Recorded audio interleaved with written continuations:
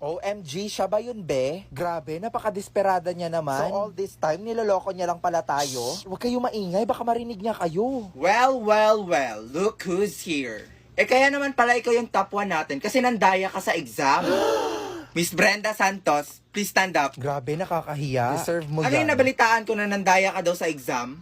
Ay naku ma'am, hindi po yun totoo. Ma'am? Ang unfair lang po kasi. Ay, oo nga ma'am. Nagpuyat kami tapos nag-aral lang mabuti. Tapos yung isa dyan, nandaya lang pala. Ano ba guys? Hindi nga ako nandaya. Tsaka nag-aral din ako, no? Liar. Grabe, kala namin nagbago ka na. Ganyan ka na ba talaga ka-desperada, Brenda? Sige nga, kung totoong matalino ka, sagutan mo nga yung equation na nasa board. Huwag mong sabihin hindi niya kaya.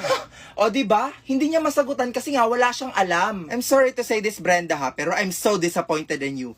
Ikaw pa naman yung top 1 natin. Grabe, totoo nga ang balita. Bobo nga siya. Kung nag-aral lang siya, masasagutan niya yan. I cannot answer it because the equation has no solution.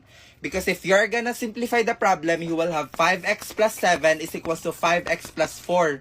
And subtracting both sides with 5x, you will have 7 is equals to 4. And 7 is not equal to 4. Therefore, ma'am, your equation is wrong. One thing about me, I'm the baddest alive.